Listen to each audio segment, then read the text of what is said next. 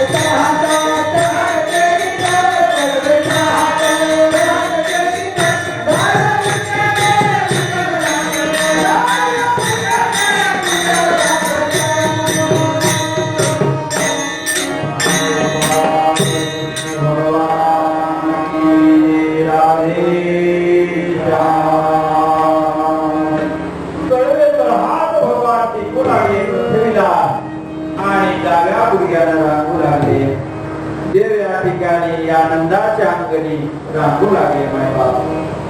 आणि रांगत असताना देव या ठिकाणी बाहेर न जाता घरामध्ये या ठिकाणी अनेक प्रकारचे या ठिकाणी खेळ करू लागले. लहान मुलाचा खेळ आवडतो मायबाप. काय करावं देवानं रांगावं, रांगत जावं. यशोदेचा डोळा चुकवावा, यशोदेचा डोळा चुकवावा.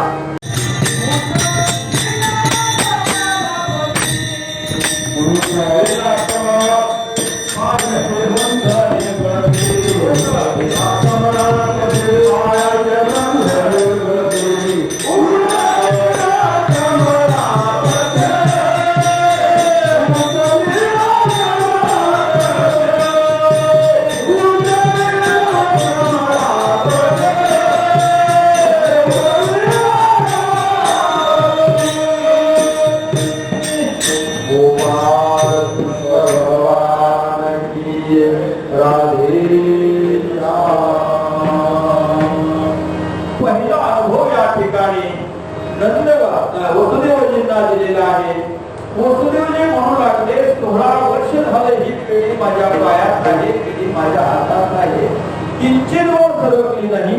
आणि आज याला उतरल्या बरोबर उतरीला गणपती पायीचे बसणे गळती, पायाच्याही बेड्या सुटलेल्या आहेत, हाताच्याही बेड्या सुटलेल्या आहेत. म्हाताऱ्यांना गप्पच होती. आता उतरलंय तर एवढं काही झालं. आरती नरसिंहा गुरुची, सद्गुरु संचारेशाची. ही पासलेगावकर महाराजांची आरती गाण्यात आली.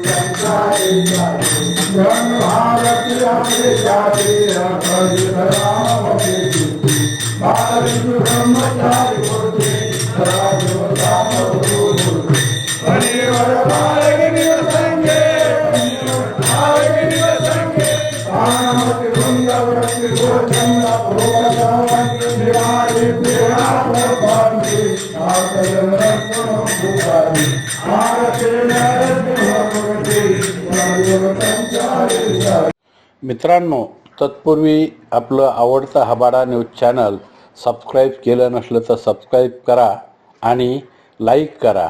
बेल आयकॉन दाबून आपली पसंती कळवा.